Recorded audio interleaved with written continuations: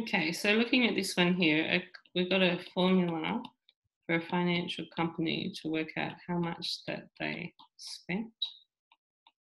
Okay, so first part says an X represents how much, like that's the expenditure. And F is like the amount of profit they make in dollars. You can get that from the wording there. Okay, so part A. What is the expenditure on advertising would produce a maximum profit? So if we want a maximum profit, first of all, we have to differentiate, just like we do for normal calculus, 3x squared minus 2 times 96 is 192x plus 2880. Okay, so we differentiate, make it equal to 0, solve that. 2880 equals 0. If you take the 3 out, you get x squared minus 64x plus 2880. So 2880 divided by 3 is 960. It equals 0. Factorize it. I'm pretty sure you get x minus 24 and times 40. Okay, you could also use the quadratic formula if you couldn't factorize that. So 3 can't equal 0, or you just divide it out. So you get x is 24, x is 40.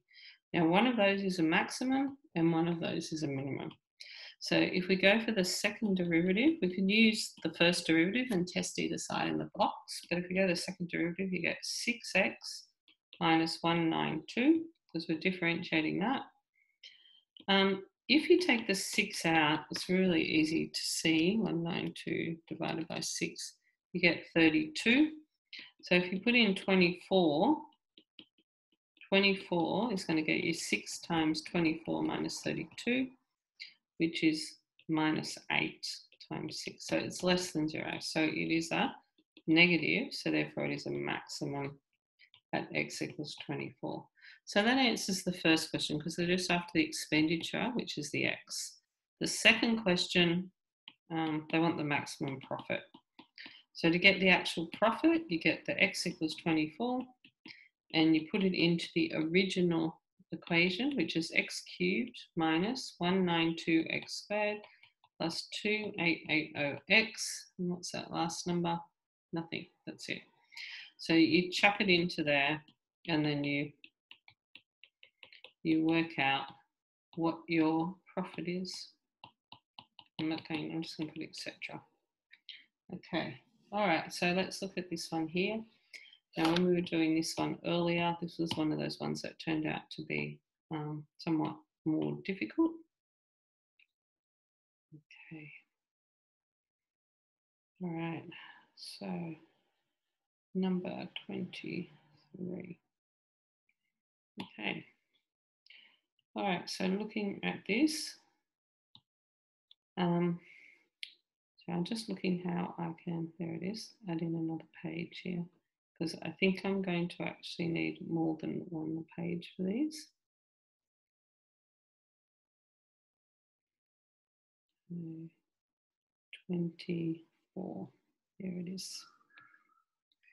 Okay, so a cylinder is inscribed in a sphere with radius A. Now A is the radius, A will be a constant. That's quite important because it is the radius of the sphere. That's A. Okay, then you have the cylinder. So the cylinder has a different radius. The radius of the cylinder is R. So I might put big A for the sphere. So the radius is R for that one. Now the height of the cylinder is actually 2h.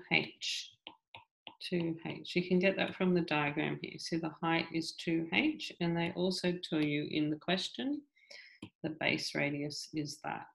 So the volume of a cylinder is actually what I think we're interested in, because if you look at the question, that's what I mean by looking at your prize, that's going to be pi r squared h.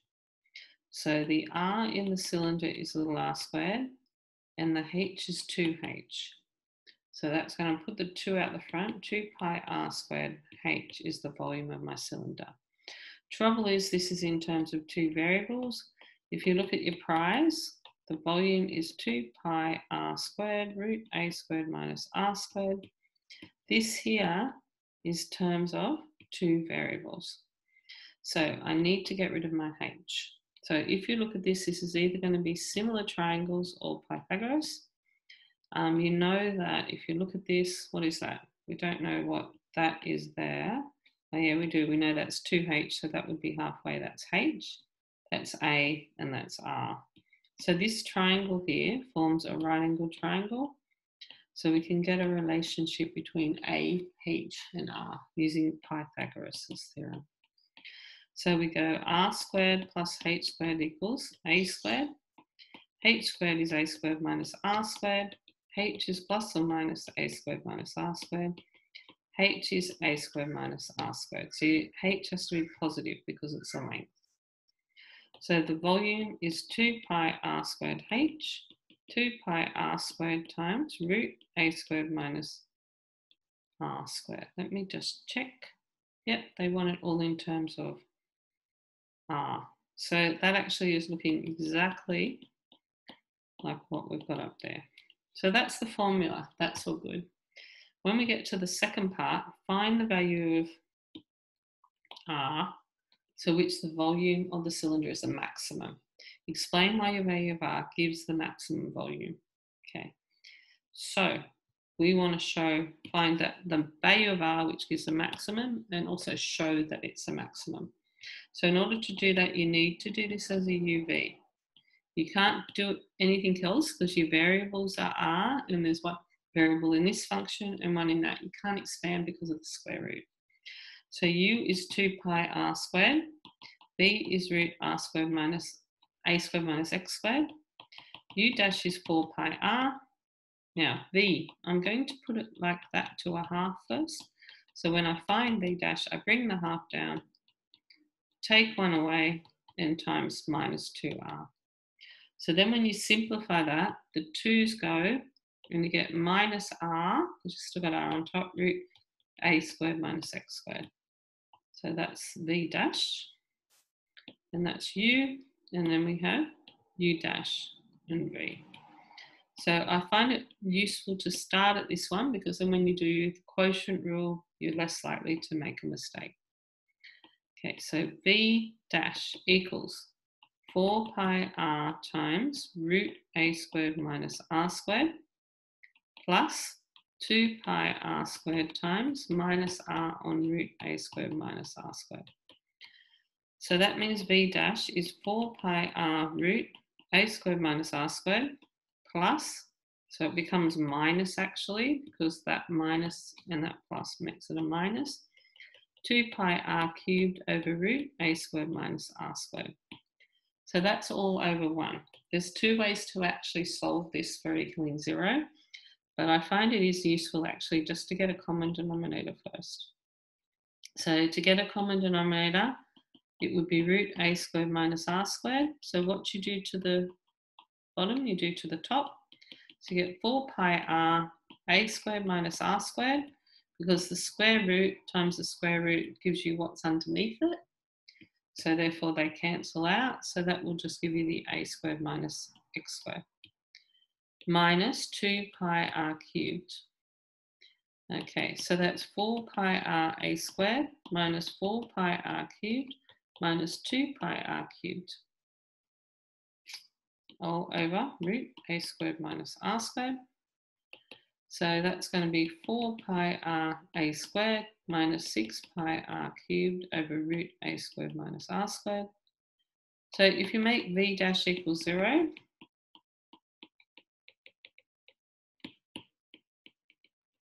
you get 0. This part here, when you multiply it up there, gets sucked up into the black hole, because when you multiply anything from 0, it disappears. So 4 pi a squared minus 6 pi r cubed equals 0. To solve that, best thing is to factorize. Common factor 2 pi r, so you're left with 2a squared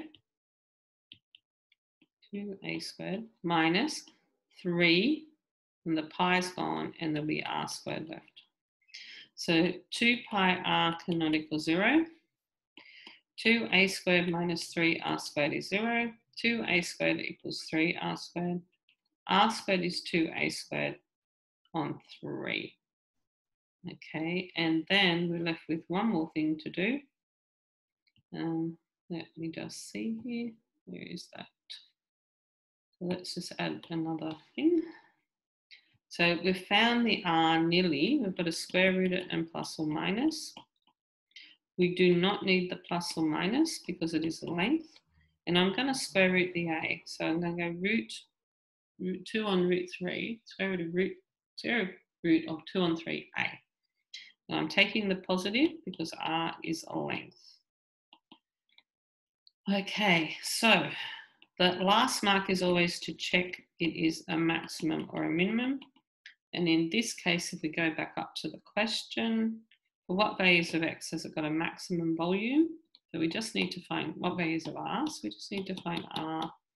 So we need to check it's a maximum. So we're looking for a maximum. That's one thing. Now, if you look at let's look at v dash. V dash is not very nice. So if I got v dash, which is up there, and I went to find v double dash, that's going to be really hard. So you're better off here using v dash instead of finding v double dash. So you go r v dash, this is root 2 on 3a. Now instead of putting root 2 on 3, so it makes more sense, I'm going to put that into the calculator. Root 2 on 3 is actually 0.8. I'm going to go 0.8, and then I'm going to go times a. And then if you look at that, then that's going to be, let's get something less than it, 0.5a.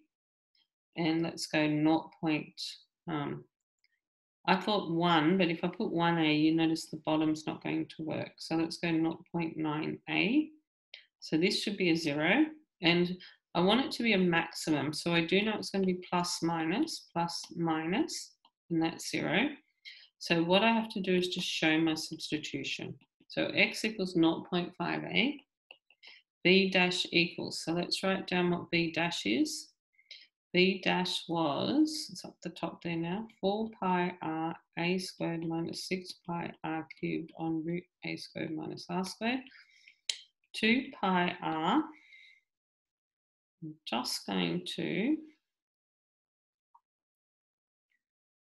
so that's v dash. So 2 pi r a squared, so it should be 2a squared minus 3, the pi came out, r squared, on root a squared minus r squared. This part here, regardless of what you put in, it's always going to be positive. So that one's okay.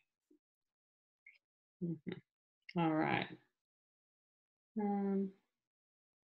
Okay. Just need to get. Okay, so we're nearly there. All right, so if I put in x equals 0.5, v dash would be 2 pi times 0.5 r, a, sorry, 2a squared minus 3 times 0.5 a squared, 0.5 a squared. So, and that's going to be a squared minus 0.5 a squared. All right, so if we look at that, 2 minus 3 times 0.5 squared, you get, that is 1.25. This is going to be positive, okay? So I know that that's going to be positive, that's all good. And then what I need to do now, let me just see where that is. Is that? Yeah, there.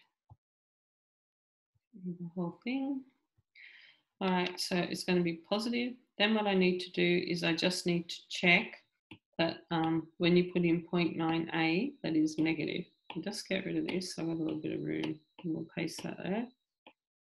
Okay, so I'm going to check that the other one is negative. So if I put in 0.9a, I get v dash equals 4 pi 0.9a times 2a squared minus 3 times 0.9a squared, all over root a squared minus 0.9a squared. So that's positive, they're positive. I'm just interested inside here. So if I did 2 minus 3 times 0.9 squared, 2 minus 3 times 0.9 squared. I know it's got to be negative. So therefore v dash is less than 0, and it does match that it's less than 0 there. The same as this one matches that it's positive. So therefore it is a maximum when x equals root 2 on 3a. Done. Okay, so I'm just gonna